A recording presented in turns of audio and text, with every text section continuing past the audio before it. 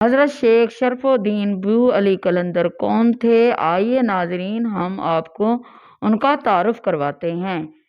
السلام علیکم ناظرین، لبیک اسلام آفیشیل چینل میں خوش آمدید۔ ناظرین اکرام، آپ ہمارے چینل کو سبسکرائب کریں، فالو کریں، لائک کریں اور گھنٹی کے بٹن کو پریس کریں۔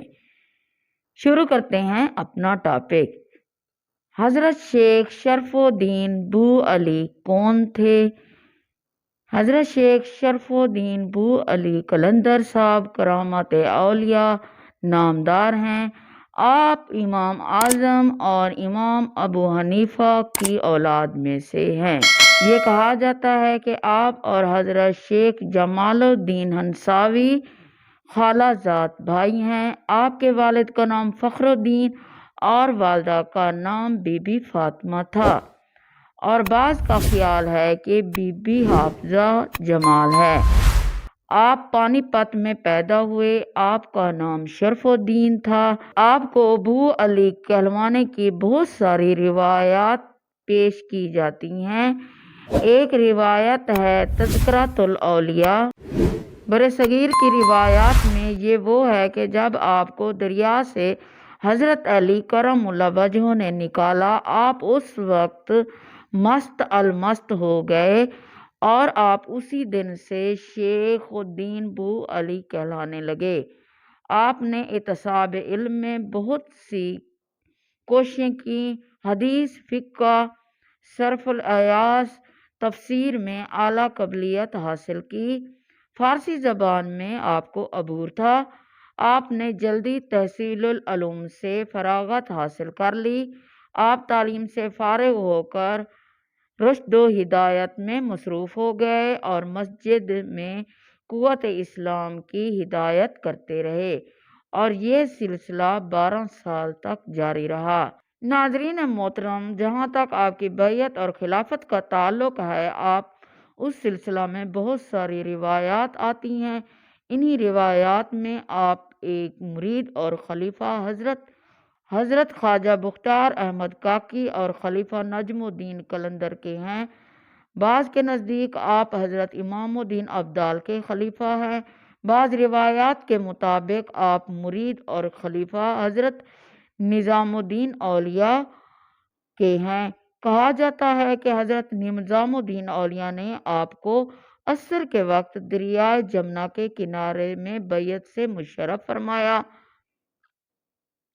آپ نے وہیں پہ اپنی کتابیں دریا میں ڈال دیں۔